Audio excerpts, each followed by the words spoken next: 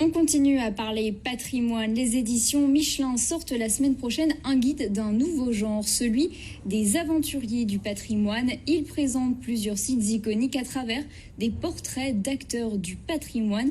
Bonsoir Xavier Lelevé, vous en faites partie car vous êtes tout simplement le propriétaire du château de Mains-sur-Loire qu'on connaît bien ici dans la région.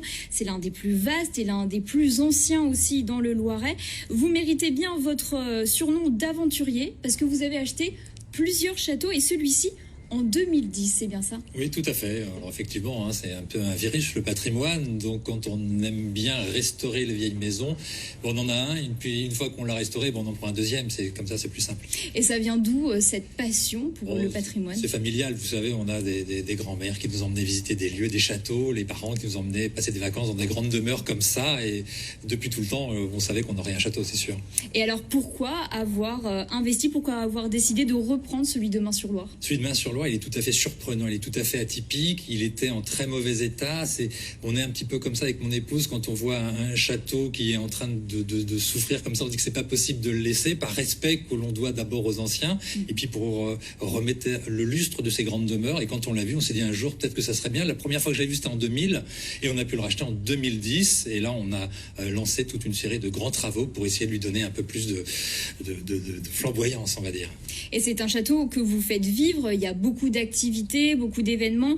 Vous êtes, il semble, très ouvert sur le public. Vous voulez les faire participer à la conservation de ce patrimoine? Oui, bien sûr. C'est un château qui a plus de 800 ans. C'est un énorme témoin de notre histoire. Et à travers ces différentes phases historiques, on peut partager avec nos visiteurs ces phases, ces moments d'histoire. On est Jeanne d'Arc, il y a Philippe le Bel, il y a Louis XI, il y a même François Villon dans les geôles qui sont venus. C'est autant de prétextes pour découvrir notre patrimoine, le vivre et si possible, pas simplement en ayant une information descendante, tout en vitrine. Il faut qu'on ait du plaisir dans la culture, du plaisir à partager notre patrimoine et ça passe par toute une série d'actions, d'événements qu'on met en place, qu'on fait vivre. Vous pouvez faire de l'archerie, vous allez découvrir les cuisines qui fonctionnent l'été pour qu'on ait une mémoire émotionnelle autour de cela et quand on est dans le plaisir, on apprend 10 fois plus vite. Oui, j'allais vous demander justement peut-être quelques exemples de ce genre d'événement. Il y en a un qui est particulièrement intéressant et qui concerne la rénovation de la toiture. Est-ce que vous pouvez nous en dire un peu plus? Alors ça, c'est comment on arrive à motiver les gens à faire en sorte que ce patrimoine soit un patrimoine commun.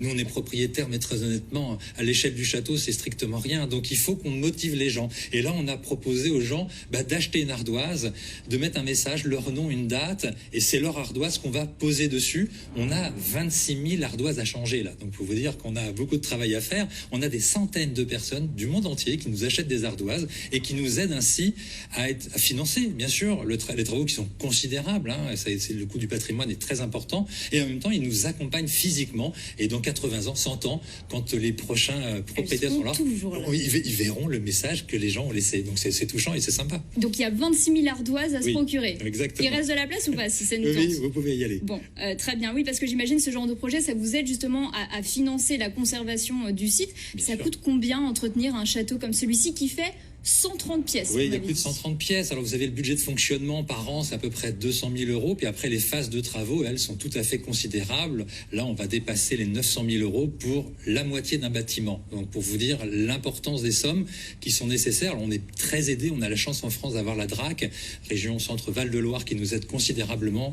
On a le département qui nous aide également et qui nous permet de trouver les fonds. Et puis avec cet appel sur les ardoises, on arrive au final avec la Fondation du patrimoine, la mission Berne qui nous a aidé, l'Auto du patrimoine nous a aidé aussi pour ces travaux, donc on y arrive. Alors très rapidement, quels sont les prochains événements à ne pas rater chez vous? Ne ratez pas Halloween évidemment, ça va être à la fin du mois d'octobre, un bel événement, et puis les journées du patrimoine très bientôt à la mi-septembre bien sûr. Et c'est noté, Halloween, on connaît la date, c'est le 31 octobre. Merci beaucoup Xavier Lelevé.